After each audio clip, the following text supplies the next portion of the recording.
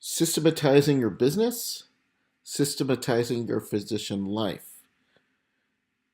With my guest, Dr. Eric Tait, on this episode of Bootstrap MD.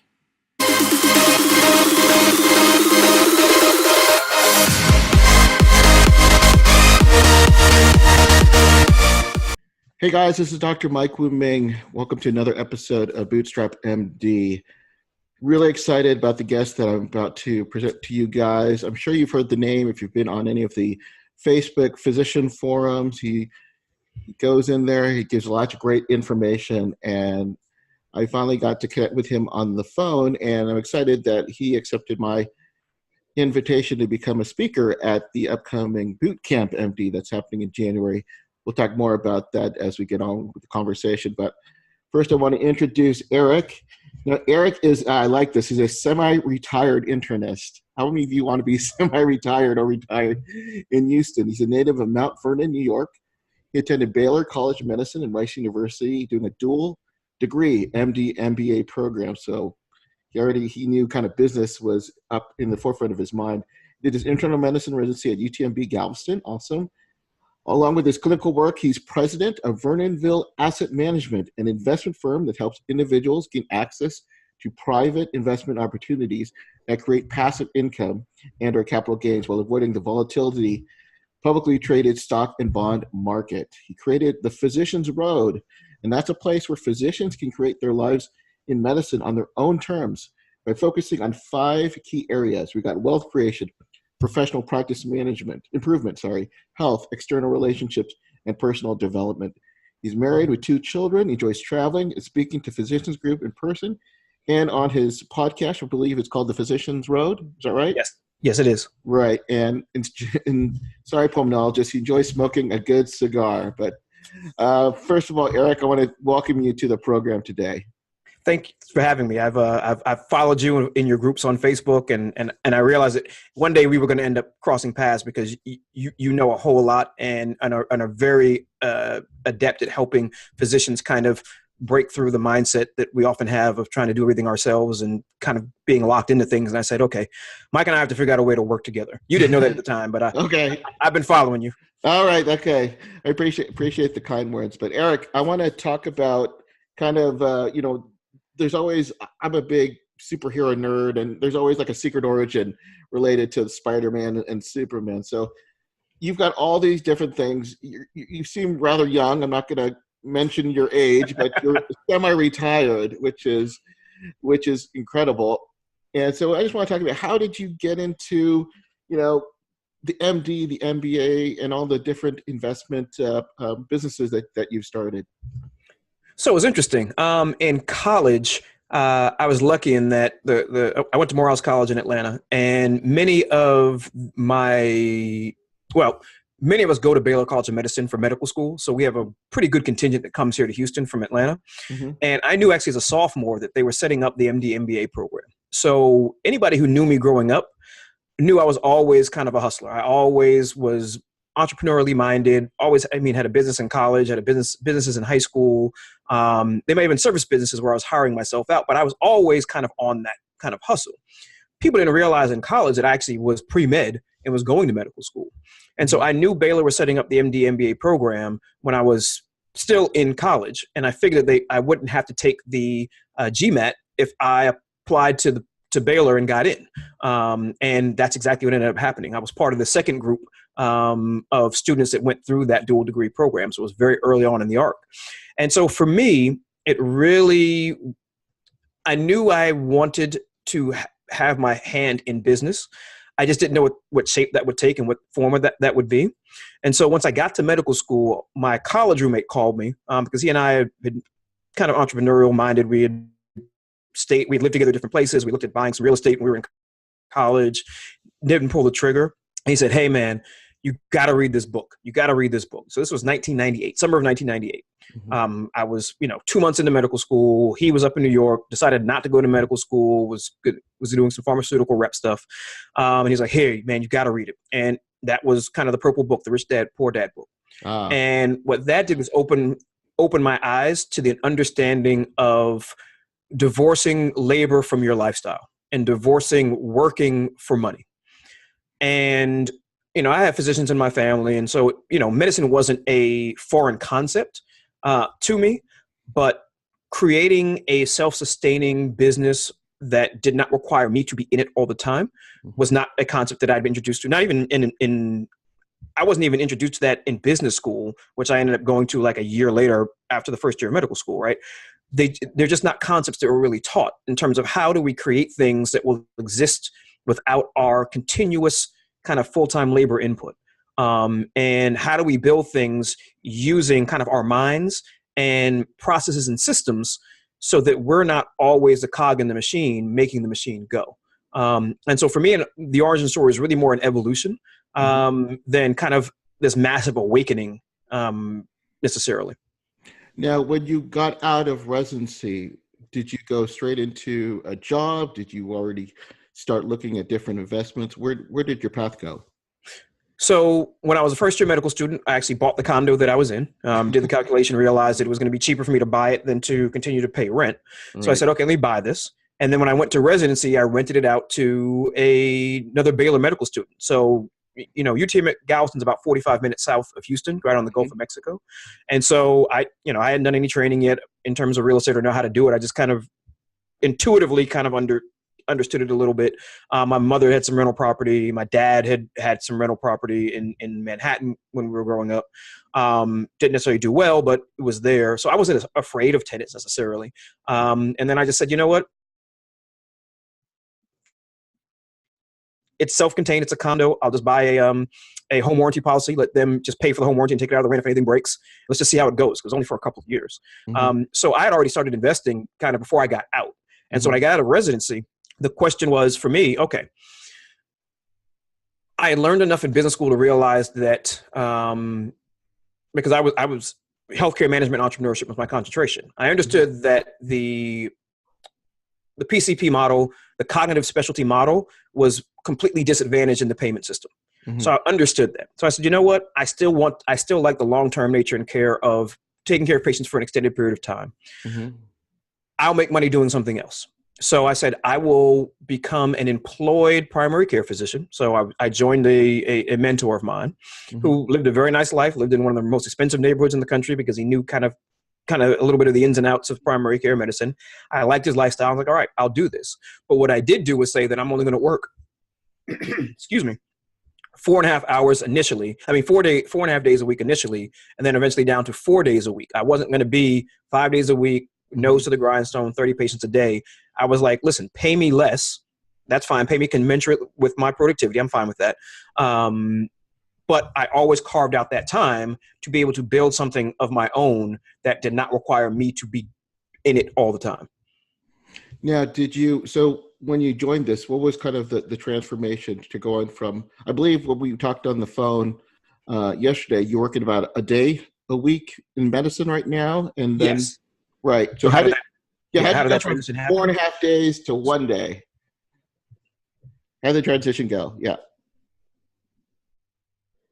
So really, it was just a matter of for 10 straight years, I just worked, right? I worked with my mentor for a while. And and those of us know the story. You don't stay in the same job very long as a physician these days, right? So I was 4 years with my mentor, then 4 years with a multi-specialty practice.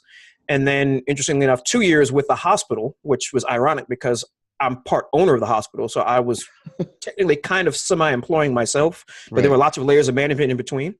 And so after 10 years, my wife and I, we had built up enough income from our investing that I was able to, with specific types of contracts, replace a good portion of that income and say, okay, I can do this 1 day a week, still have enough income from medicine to, pay a few bills here and there, nothing, nowhere near a normal physician, quote unquote, salary.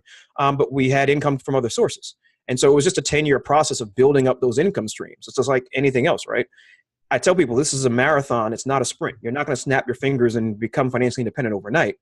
Just like people are building money into their 401ks and IRAs over an extended period of time, you could just as easily be building those monies and income streams over that same extended period of time, but it just won't take you quite as long. Now, there's probably going to be some physicians who are watching this or listening to this interview right now and they go, hey, this sounds like Eric. He's probably got a lot of money, saved up. Maybe it's from his family. Is your wife in medicine? You know, you. I don't want to go into your finances, but were you born with a lot of Right, money? trust fund baby? No, I was Yeah. not a trust fund baby.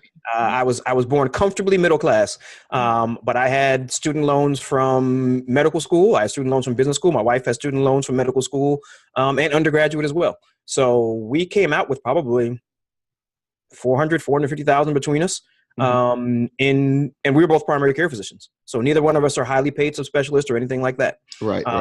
And so, no, we had student loans. We didn't have families with trust funds and passing money down to us or any of those kinds of things. We just made a very concerted effort to put our money towards things that would generate income that would allow us to work less. And so she was able, even though she's still working, she has a very flexible job. And she says no to things because she doesn't have to. From a financial standpoint, she doesn't have to say yes to things. And so that is kind of, we made a concerted effort as a team right out of residency to say, okay, this is how we're going to build our life, and this is what it's going to look like. And I think that, that's part of it. It sounds like you have a spouse who's also probably has some entrepreneurial aspirations, or at least was very supportive of you, which may not often be the case with some of our colleagues. Now, talking to someone like you, Eric, you're a doctor that I don't get to see a lot of. I don't get exposed to a lot of. I work with a lot of doctors who, unfortunately, I don't know what it is, but we tend to be very risk averse, right? As doctors, you kind of want to do things by the book. What were the kind of like one or two things in your life that kind of prevented you from having that voice in your head saying, "Hey, maybe I should just do what 90% of other doctors do, pay down my loans, and don't go into these other things that I may not know a lot about"?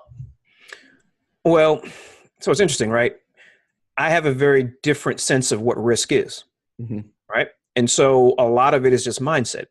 So if what's the definition of insanity? Doing the same thing over and over again and expecting a different result. Right.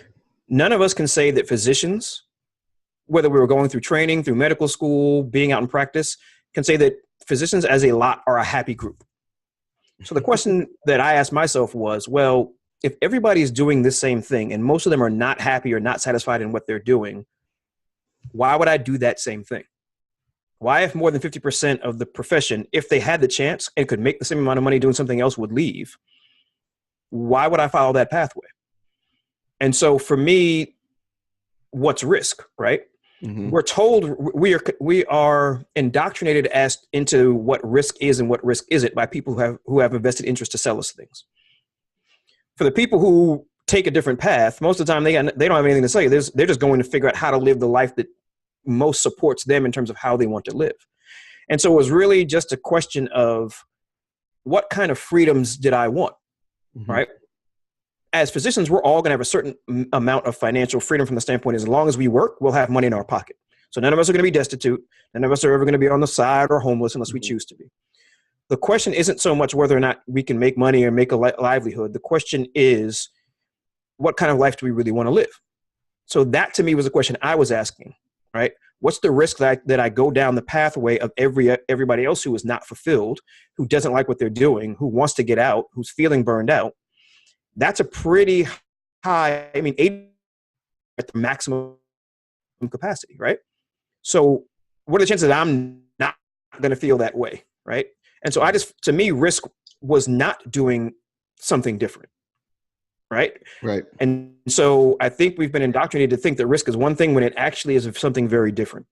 Right. Again, it's different definitions of risk.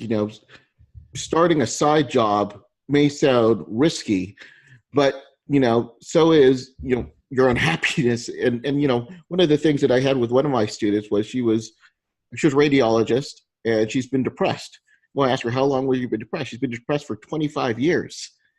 And I go, well, why don't you get out what you're doing? She was depressed at her job. She says, well, I live a lifestyle that leads me to this, and it's too risky for me to do that. Well, now there are bigger things than I can answer for you, but you kind of are in the position that you're at, right? You the way that you are in life is you made those decisions to get to where you want to be. Did you have any mentors or someone to help you to kind of get to where where you are these days? Oh, absolutely. I believe in paying and hiring good mentors and coaches. I don't try to do this stuff by myself. So I have speaking mentors. I have capital raising mentors. I have marketing mentors. I have real estate investment mentors. I have paid lots of money to learn how to do things or to pay people who know how to do them for me. It's very rare that you will ever see me trying to do something on my own without somebody next to me who's an expert in doing it. Right. And again, that's a great point. I do also see with doctors, we tend to be control freaks. We tend to want to do everything on our own. We'll spend, hours, days trying to figure it out on themselves when there are other people who have actually already done this. Someone like you, Eric, you've already done this. It makes sense to follow a guy like you than just trying to figure it out on your own. I'm definitely not the guy you want to follow with stocks. I can tell you, or real estate. I can tell you how to lose money on real estate, but using a guy like Eric, it may be someone that you want to be followed. So I'm going to kind of make a transition here. Let's talk about some of the businesses that you have. You made an interesting point about systemization, about how you're not the person who's always kind of running the ship or responsible for everything that you do. Can you talk a little bit about your businesses and how you use systemization to kind of get you have a successful business? Oh, absolutely. And we can look at it on kind of multiple levels, right?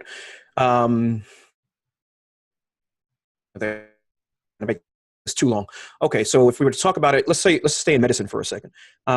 We were fortunate enough, as a small group of us primary care physicians and one specialist, were fortunate enough to be able to partner with a Medicare Advantage plan and to help kind of patients we were already going to see to be able to participate in a more meaningful way in the revenue stream and management process with our patients. So we were already going to be doing the work anyway by seeing the patients. It was just going to be a couple of extra meetings, literally one extra meeting a month, and maybe some emails back and forth in terms of setting up the specialist network and those kinds of things for us to much more meaningfully participate in kind of a revenue stream of patients that we're already seeing. And we were partnering with a company that already had all of the back-end infrastructure in terms of utilization management, utilization review, case management, and all of those types of things. So for me, it was a no-brainer saying, listen, I'm already going to do the work. I'm willing to take a little bit of quote-unquote risk to be able to participate and be able to mold how care is going to be given. So that's just one way of looking at work you're already doing. How do you kind of vertically integrate that? And then how do you kind of put systems or partner with systems in place that can make it more easy for you? If we take it to one, at the time when I was kind of doing kind of real estate investing, just my wife and I, and it was just us. We weren't doing kind of larger projects. It was a small apartments, single family homes, condo stuff. I went to train and learn how to put systems in place on how to do this. How do you write into your leases to make your life easier if you're going to be self-managing? How do you build your roster of tradespeople so that you're not the one who, if something comes to you that's a problem, you're making literally a transfer over to somebody? How do you set up bank accounts so that people can automatically put things in so that you're not the one who's tracing these kinds of things down, right? Little things like that in terms of how to make life easier for you in that process. And literally the physician's road grew out of the investment side of things because I had a lot of physicians who would come back to me for non kind of investing things. And I said, okay, they were coming one-on-one, right? And I'm not necessarily a coach. Mm-hmm. And there's no way I could sit one-on-one with that many people. So I said, okay, how do I create a system that can get kind of my own personal Rolodex out to the world in a way that I don't have to be on the phone with people one-on-one to explain to them what this stuff is? So using the podcast, using the website, using a customer relationship management system, auto-responders, auto-triggers, so that when people want certain kinds of information, all they have to do is put their information in and it will happen seamlessly without me being around, without me being a bottleneck, without me having to be in the middle of any of those types of things. And so that ultimately was a culmination of trying to systematize all these other things in my life. And I said, okay, well, here's information, the easiest thing you can systematize. And there are enough tools out there that you can use to replicate yourself and what you're doing without you have to do the work once. You don't have to keep doing it over and over and over again. Yeah, it makes sense. I mean, look, for example, just an example for in my business, I've had a personal assistant for going on 10 years now. And it really, even like simple tasks that, I do, like whether it be getting dry cleaning or getting the car washed, those kinds of things, we're doing tasks that really you can hire somebody 10, 12, $15 to do. And then when it comes time to say, well, I don't have time to start a business, but I see the same people, they're pulling weeds, they're mowing the lawn, they're doing all these different things. It's like, how much do you get paid as a doctor? You're probably not getting paid $10 or $15, but you're doing the same amount of work, same type of work. You're doing all these other tasks that you'd easily hire somebody to do. What do you say? I think we devalue our time as physicians. We feel like, well, I don't want to pay somebody to do that, so I'm just going to do it myself. But what people don't realize is that time is finite, right? So you're doing this, that's time you're not spending with or partner, or parent, or friend, or colleague, or leisure time. They're just things that aren't getting done because, in many ways, I see it with some of my kind of investors is we don't look at our capital and our resources as tools to be used kind of for our convenience. They kind of take on this mythical kind of talismanic situation. And I get that. A lot of it can be from kind of if you grew up with money and those kinds of things, right? But ultimately, as physicians, if we really step back and look at it, like you talked about it from starting a business, kind of the risk of starting a business. Right. The only risk is money and time. Right. Right. It's only money and time. Right. You can lose money. You can go make money. You can do some more shifts. You can do whatever. Right. So we can always make money. That's not an issue. Right. And we should already have our disability insurance in place. Like with me, with my investors, they have to have disability insurance because they can invest with us. You've got to have your disability insurance in place. So you're insuring your income stream. And then you have your life insurance in place. So you're insuring your death. So now really, what risk do you have? We can always make more money. Right. The question is, are you willing to take the steps to make money in a different kind of way? Right. In a way that's more fulfilling, right? Yeah, and I think another thing too, it's not only just risk of money. I also see it, and then I don't know why this is, but it's a risk of like putting yourself out there. I saw Dr. Tait and he's doing investing. That means he doesn't want to be a doctor. It has nothing to do with that. But what do you say to doctors? Because I'm seeing you've seen doctors the same way. They don't want to put themselves out there, but maybe you could give them some advice. Yeah, see, that's a personal conception of yourself, right? And so that's something that, from a personal development standpoint, people have to work on, right? Is how do you crowd out the external world to really go within yourself to figure out what you truly want. So take out all the expectations of, familial expectation, religious expectations, racial expectations, gender expectations, strip all that away and really get with yourself to figure out what it is you really want, and then rebuild your life around those kinds of things. And that it's a hard process, right? Because it means you oftentimes have to get rid of people you may be related to, people you may be very close to, people you may be married to, people you may be in a long-term relationship with.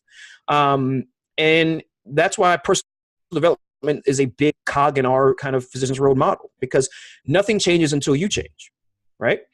The tools to do all these things are equally accessible to everyone.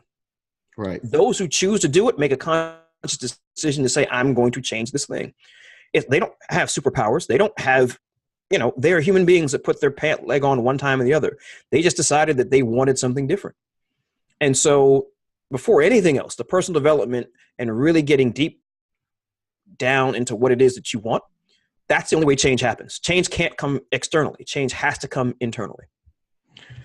Yeah, and I think that's a great segue to the event that we're going to be having in January, a Bootcamp MD. Is, I see a lot of doctors, they want to do something, but they're not willing to take the time or to get out. I mean, my income changed when I actually went out and I networked with other doctors.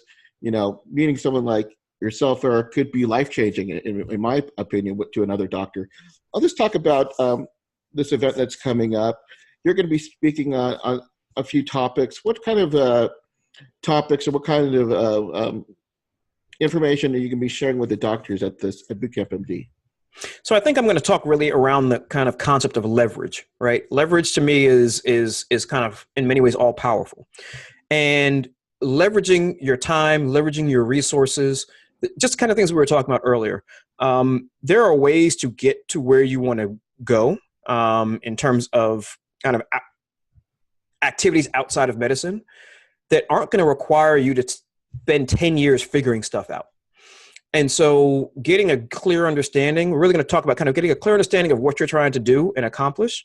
And then how do you go about building the team and resources to really kind of supercharge your growth to get there, because you have to grow, right? If you're going to learn something new, you're going to have to grow and become not somebody new, but you're going to have to at least learn some different skill sets. And how do you do that with the least amount of time and effort in the process? And so we're really going to talk about kind of systematizing whatever it is your passions are. And as you pursue them, how do you put things in place to help you achieve what you want to achieve in a much shorter time frames? I have a mentor that talks about collapsing time frames. And so anyone who knows me knows I'm a huge seminar junkie. And it's funny because my income skyrocketed once I started going to non-physician stuff. And so bringing new ideas into my brain really is what charged me. And I think that, and we talk about this a lot, in that we as physicians tend to only do medical conferences and medical seminars. I actually don't do any. I get all my CMEs from Up to Date. I do so many non-medical seminars because I want new ideas. Because I don't know if it was Zig Ziglar or Jim Rohn talked about it. The difference between you today and you 5 years from now is the people you meet and the books, tapes, CDs, podcasts, and information you ingest. Otherwise, you will be no different than you were in the past. And so you've got to put new ideas into your head if you want to change things about your life.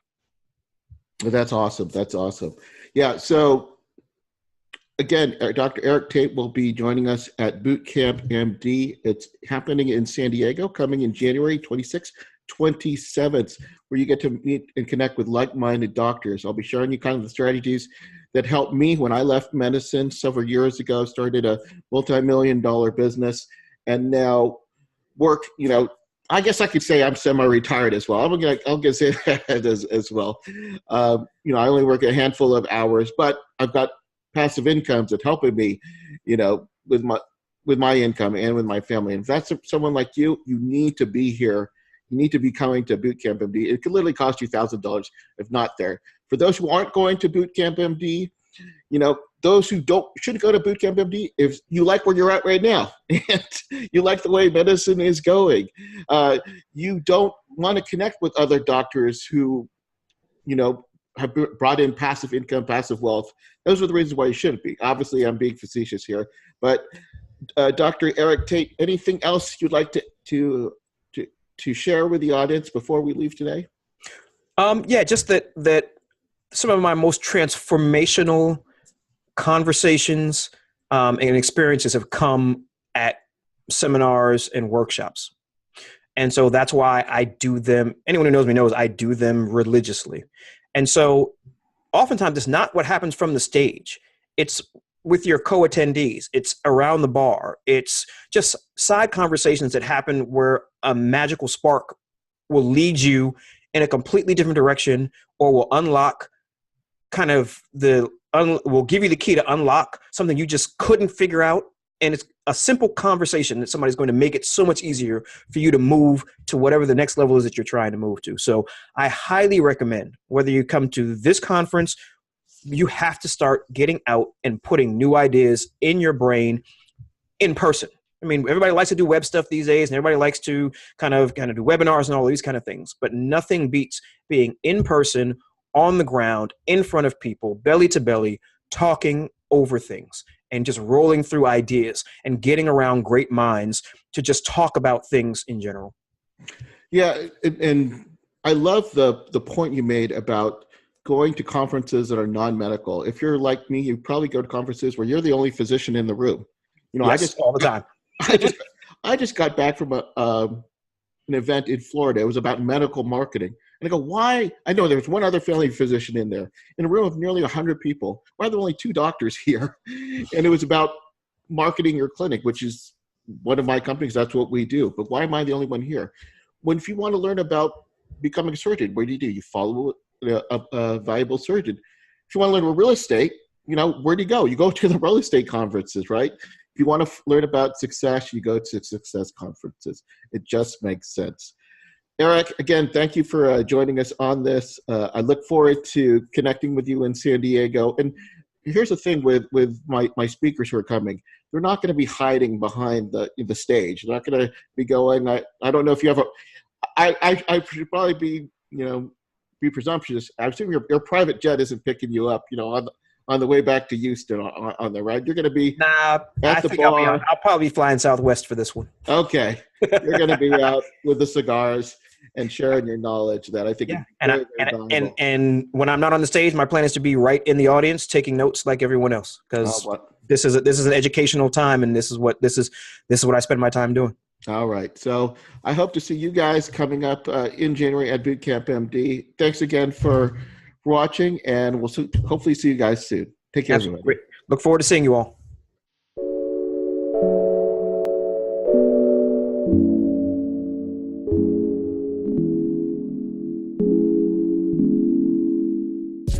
All right, guys. I don't have to hit you over the head.